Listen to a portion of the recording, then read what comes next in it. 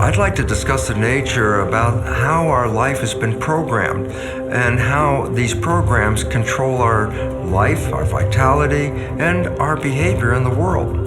Recognize this. If you buy a new computer and you turn it on, the built-in operating system prepares it to work. But if there are no programs in that computer, then the computer can't really do anything. Well, let's now relate this to a child.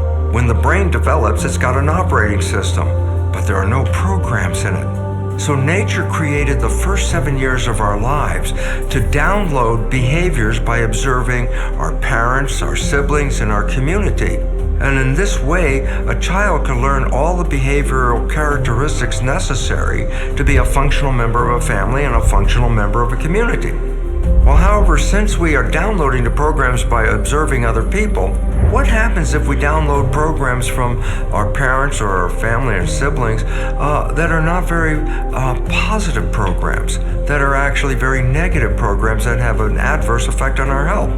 Well, it turns out science has revealed that during the first 7 years of our life, our brain is designed to download programs just by observing other people. It's a state of hypnosis, which is a characteristic of a brain frequency called theta, which is just below consciousness.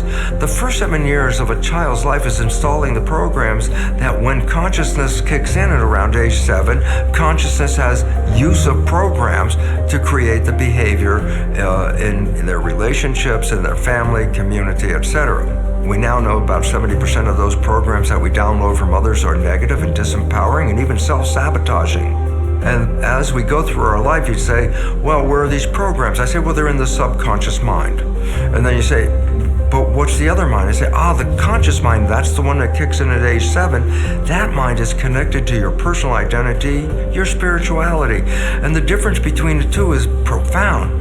The conscious mind is a creative mind. The subconscious mind is a programmed mind, a habit mind. So I say, why is it relevant? I say, well, if you're running from the conscious mind, then you're creating your life from wishes and desires and aspirations.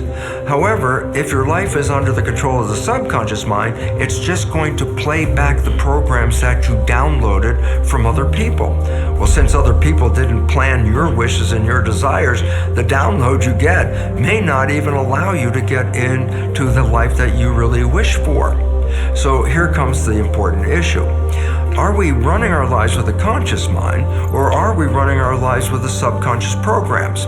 Well, it turns out science has revealed that only 5% of the day are we operating our nervous system using the conscious mind's creative wishes and desires. 95% of the day, our life is coming straight out of the programs in our subconscious. The reason why this is happening is that when conscious mind is controlling our biology, it's sort of like a driver holding the wheel, taking us into the direction we want to go, our wishes and desires. However, when we are thinking, conscious mind has to let go of the wheel and go inside the brain. Why?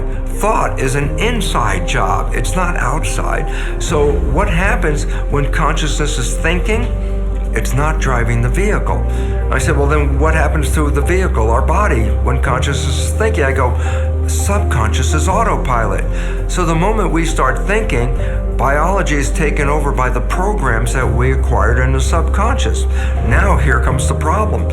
95% of the day we're operating from these programs, and the vast majority of them are disempowering and self-sabotaging downloads. So we're not leading a life that takes us towards wishes and desires. We're leading a life that manifests the issues that we downloaded from other people, mostly negative. And therefore, we struggle through life. And I say, well, why is there a struggle? I said, because you're not operating from wishes and desires any longer. You're operating from the habits you got from other people. So this becomes a very profound issue, because it says then the life that we're leading has already been controlled by the downloaded programs. This is not a new idea. For 400 years, the Jesuits have told their followers, give me a child until age 7 and I will show you the man. What they were saying was actually telling people, if you give me an opportunity to download programs in the first 7 years, that will determine the child's rest of its life. Why? Because 95% of a person's life is coming from those programs.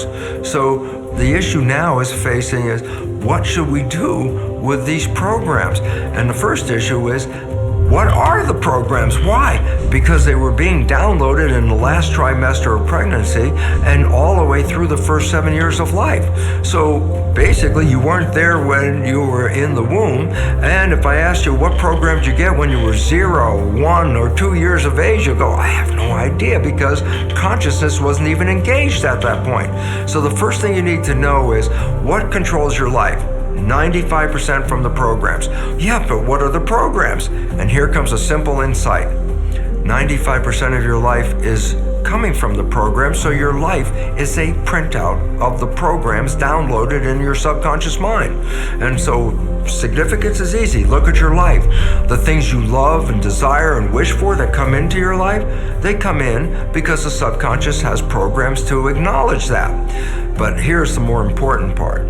Where you struggle in your life, where you want to have a certain outcome, but you work hard for it, you put a lot of effort into it, you're sweating over it to make something happen.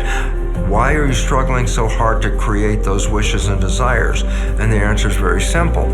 The programs that you were downloaded with do not support those ends.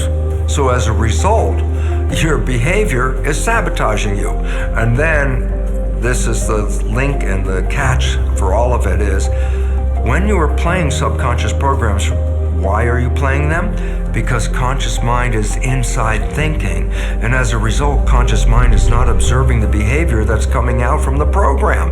And since most of those programs are self-sabotaging and disempowering, you yourself don't even see that you're engaged in the process, because subconscious is playing that and conscious mind's not observing it.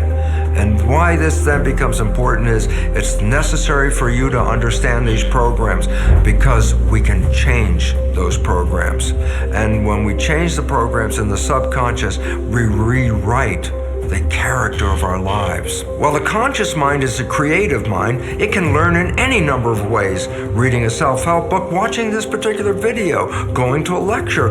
You can easily download new knowledge into the conscious mind. The significance is the conscious mind is creative and it can be very smart.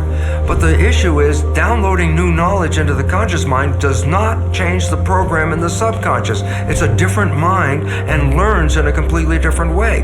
The subconscious mind is the habit mind. And by definition, we don't want to change habits very easily, especially, for example, consider, when did you learn how to walk?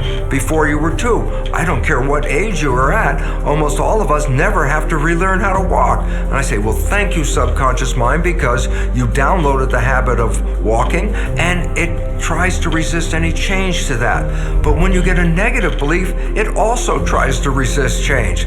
So the issue is this: how can I put programs into the subconscious mind, new ones to replace the ones that are sabotaging me? And the answer is this: there are only 3 ways that you can rewrite subconscious mind.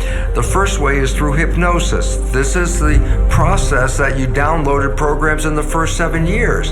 So every night when you go to bed, just when your conscious mind falls asleep, your subconscious mind is in operation. So if you put earphones on as you go to bed and hear a program, it's not going into the conscious mind, but it's going straight into the subconscious mind and can reprogram it. How do you get new programs after age 7? Repetition, practice. Anything you needed to learn, you had to repeat it and repeat it to create a habit. So if you want to change a habit that's not supporting you, you have to engage a habit that does support you. If you're not a happy person, you can say every day, no matter how unhappy you are, you say to yourself repetitively, I am happy, I am happy. Over the day, you keep saying that. Guess what? Repetition, habituation will change the program, and one day you'll wake up and guess what? Your subconscious mind's already got a I am happy program. And lastly, the most effective way to change subconscious programming is through energy psychology. These are mechanisms that enhance super learning, and therefore you you can download new behaviors in matters of minutes. To understand super learning energy psychology and how it works, on my website, brucelipton.com, under resources, I have over 25 different energy psychology modalities that you can review and identify one that feels the best to you, because using these new processes, you can rewrite your beliefs and radically change the character of your life in matters of minutes.